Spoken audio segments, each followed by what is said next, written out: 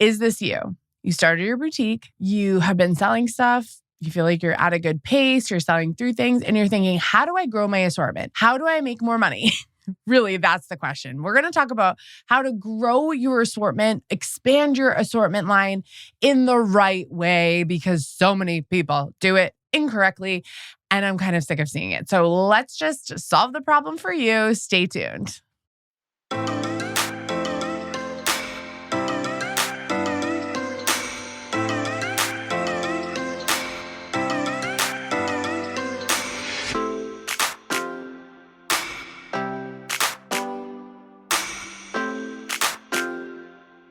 Hi, I'm Emily. I'm a boutique business consultant. I love helping boutiques with their mindset, margins, and marketing on their growth, on their journey of starting, growing, and scaling. So for me, scaling means up to $5 million a year. That generally is who I work with, is clients that are just starting out in their boutique all the way up to making about $5 million a year. Then after that, we can just hang out and be friends. I'm kidding, but not kidding. Anyway, we're talking about growing our assortment today. And to me, that's a really important topic because I've seen so many people do it incorrectly. They end up with lots of inventory sitting in a back room or sitting in a warehouse or in a storage unit or whatever. And all that money is money sitting there, all that inventory that should be working for you, should be making a profit, should not be just sitting there. So let's talk about how the wrong way to grow your assortment is and how I see so many people do it. So first, to start off, no shame in your buying game. If you're in a spot where you're like, I'm making all these mistakes that Emily's talking about, great. You see your mistakes, you can fix it, okay? Stop feeling bad. This is my thing, is we got to stop feeling bad about the mistakes or the failures we have in business because they're just getting us ready for the next thing. So if you made these mistakes, great. That's why you found me. That's why you found this video. So let's just wipe ourselves clean. Just be like, okay, we made these mistakes and how do I fix it? Okay, so here's the mistakes I see most often made. Also know you're not alone. Again, I see these mistakes over and over. That's why I'm making a YouTube video podcast about it. This is why we have to do these things. So here's what happens. You start your boutique. You're like, okay, I'm going to add this stuff. I'm going to add this stuff. Some of it works and it's doing great. And you're like, yes, this is great. Some of it doesn't work. What happens is you don't start to mark it down and you don't move through it. So it starts to add up. It starts to pile up. And then you think something's wrong. Something's wrong with your store. You're doing something wrong. And then you try to fix it. And your fix is buying more product categories. If I see another boutique add Candy Club, I get it. Okay. Now listen, that's no shade to Candy Club. They grew their business massively. And I'm wildly impressed with just even their product is great. It works. It's a joke, right? It's I feel like a lot of people that left LuLaRoe, left Agnes and Dora, started their business, and then they're all in a Facebook group. And I'm making this up, but it's also based in reality, a little bit. And I feel like you guys are all in a group.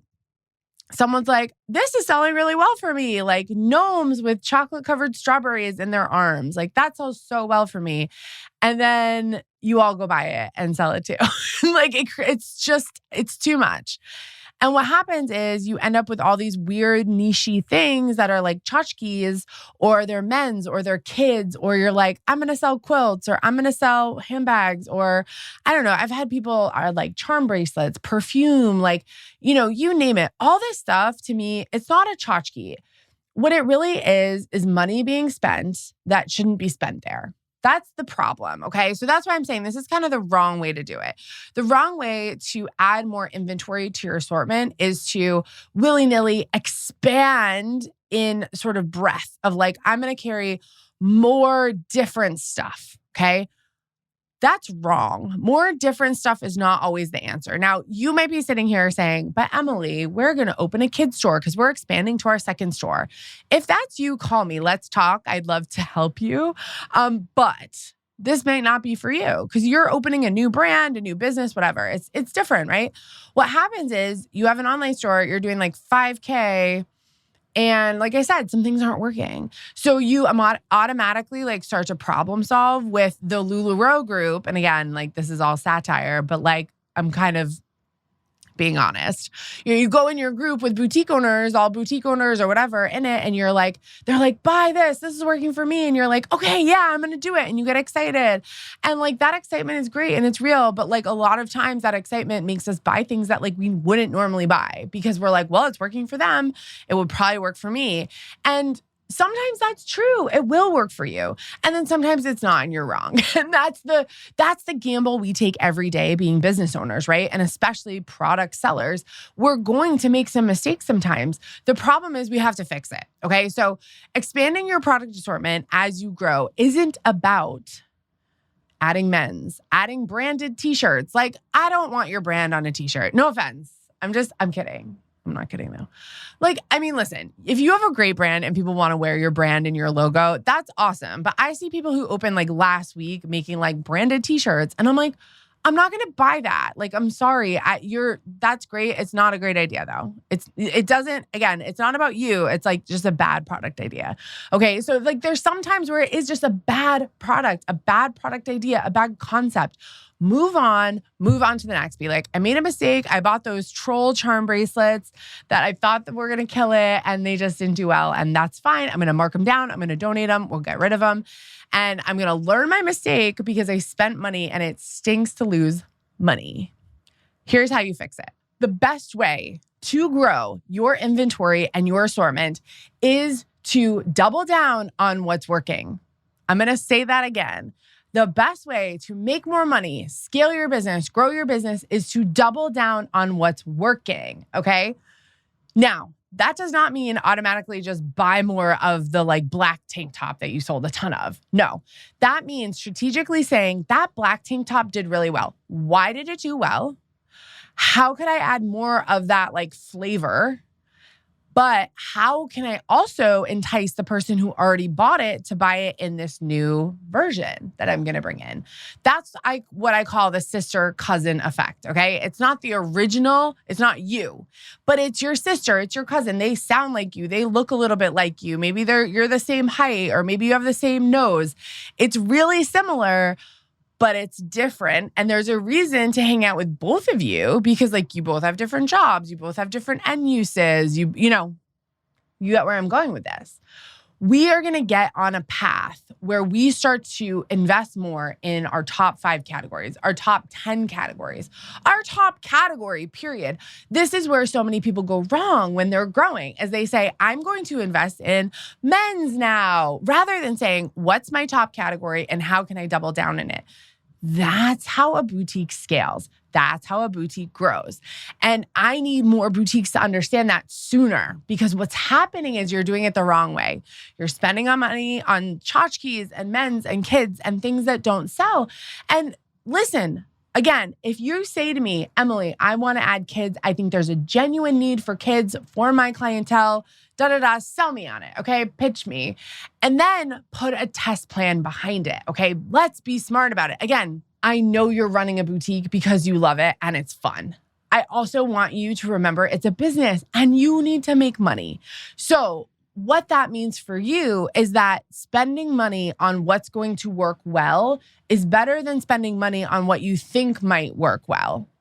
Okay, that's the like subtle distinction here that I'm going for is that you don't have to be perfect in your guesses, but you have to be perfect in your reorders, your restocks, your sister cousin buys, because that's the downfall of a boutique business is when you start to like just go off the rails. And like from your perspective, you want to keep it interesting. You're probably super creative. You love the process of buying. You love going to shows, shopping. Like it's so fun. I get it. But if we have an ideal client who we know who it is, we're selling them things, like things are working. We have so much more data than we did 6 months ago, 3 months ago, a month ago. The minute you start selling is the minute you start understanding what will sell in the future because people vote with their dollars. If they spend money on it, they like it, right? If they click this or that on an Instagram post, no one cares. Like most likely no one's going to buy that stuff. They're going to buy, what they spend their money on. So where you fix this comes from not only looking at the sister cousin effect, but also moving through and being ruthless about what doesn't work. in your boutique. You can't take this stuff personally. You might have bought something, and I have done this. I have bought things where I'm like, that is so cute. I absolutely love it. I think it's going to sell well. It's going to sell well. I love it. And it doesn't do well. Now, I'm going to be honest. That rarely happened to me because I was very stingy with what I bought. And I bought really tight. I had 102 square feet in my mobile business, the fashion truck. And I just knew I didn't want to let it backstock. So I would buy for a week and a half at a time where I knew I could move through styles. Again, I probably had 100 pieces in the truck at any given time. So 10 styles, 12 styles, 20 styles, maybe, right? And then outfitted with tons of accessories, scarves, bags, jewelry, all of that. That's where I think where people get in trouble is when they have too much room. We have had stores come to me where they have a ton of square footage in their store, and we still have to keep that inventory low. We still have to keep it tight. Whether you have a big store, whether you have a small store, your best bet for growing, scaling, and investing in your product assortment is always going to be to support your top 5 categories. That's it. That's the hack. That's how you expand your product assortment, is to invest more in what works and double down on that and be ruthless about what doesn't work. I don't care if your sister's cousin's brother's mom hand makes bags that she works with in a village in, the sub-Saharan desert. Those bags, if they're not selling and you're marketing them, you're giving them a good chance, all that stuff, right? They don't work for you. You can't buy them, and that's sad. I get it. But make a donation instead, right? If it's a charity or something like that. You have to be ruthless about what you carry, because every piece of clothing, every piece of jewelry, every accessory, that was formerly money in your bank account or money on a credit card that you didn't owe. And now that money's gone. So we need to recoup that money. Okay. And that's the simple, I just broke it down. But when you really think about it like that, and you really are ruthless with your choices in terms of what did or didn't work, and as you go forward buying, making better choices. And instead of investing $1,300 in kids' clothes that you don't know if that will sell, spending $1,300 on inventory for your top 3 categories that you want to feed more styles into, because you can sell more, right? That's where growing your assortment, for me, that's the important part. And I see too many people making mistakes where they're expanding. And then, the other thing that happens is your website gets so ugly. You have 45 categories at the top. Your drop-down menus are super long. You're not Amazon. You don't need that. You should be more curated. You should be more doubling down again on what works. Did I say that enough in this episode? I sure hope so. Okay, last but not least, do not buy, and this is a mindset thing, I think. Don't buy or run a sale to fix a sales problem. Okay, so back that up. So if you have a sales problem, you're not making enough money, you don't have enough sales revenue, do not buy, meaning don't buy more. And don't run a sale to fix that problem, okay? Now, could you buy more if you're you know what, my sales problem is I don't have enough new inventory, or I don't have enough of this one thing that's selling really well? Yes, totally. Could you run a sale if you're I'm really backed up in denim and I need to get through random sizes? Yes, okay?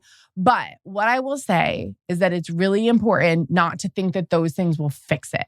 They're not going to fix a sales problem. What will always, forever fix a sales problem is an analysis and buying plan. That's it.